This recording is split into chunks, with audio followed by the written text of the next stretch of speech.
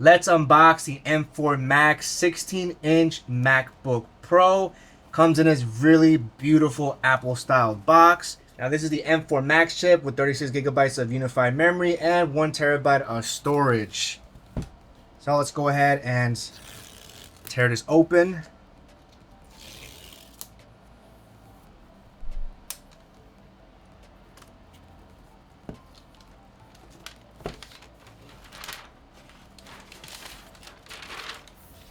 All right, there we have it, guys. The space black color looks absolutely fire. Definitely my favorite amongst the colors of the MacBook Pros. You can see on the left side here, we got the MagSafe port, followed by 2 Thunderbolt 5 ports, 3.5mm headphone jack.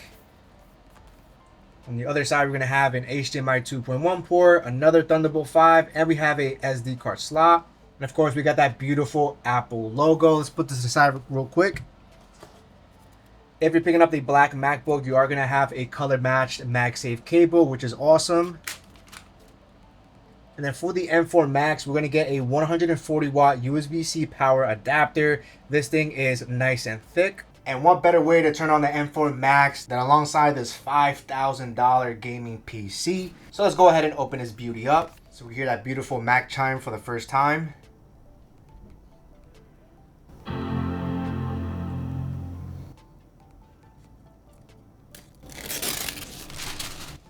Absolutely beautiful. All right, setting it up for the first time, we're greeted to some hello in multiple languages here. Of course, we're going to click on our preferred language. After that, you're going to select your country or region. You have accessibility settings. Then you're going to connect to your Wi-Fi. Then we got a couple of data and privacy that we're going to have to hit continue.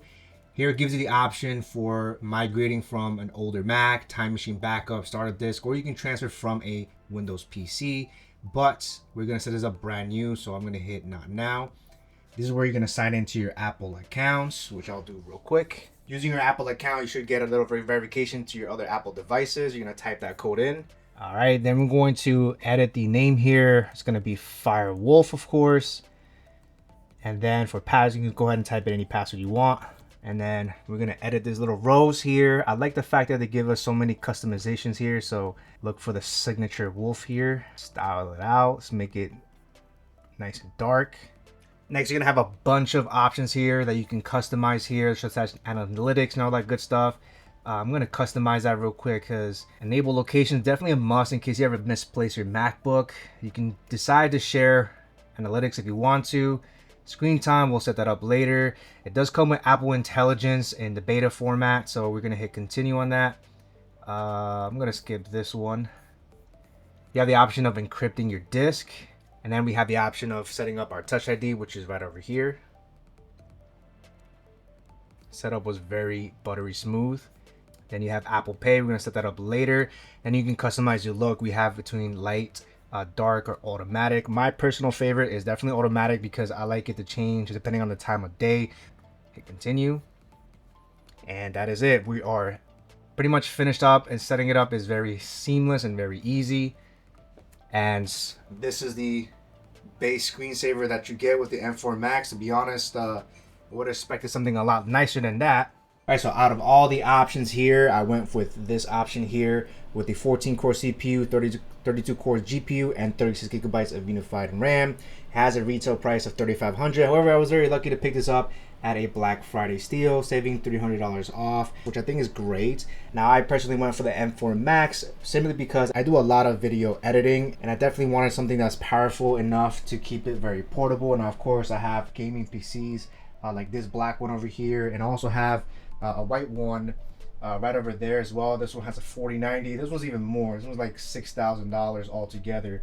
But I needed something that's portable. Even though the 14-inch would have been a better option in terms of portability, I did not want to sacrifice any type of power at all, especially for the M4 Max chip. I think 36 gigabytes of unified memory for me would probably be more than enough.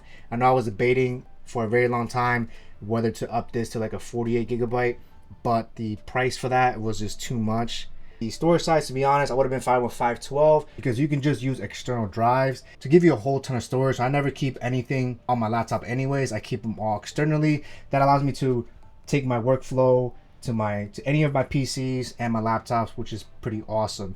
But other than that, guys, I think the space black looks absolutely beautiful here. Let me know in the comment section below if you guys are gonna rock with the new M4 MacBook and which one you ended up going for or which one you're planning on going for. But I think the M4 Max is gonna be a beautiful beast. So I'm really excited to put this to the test. Thank you guys so much for watching. Firewolf out.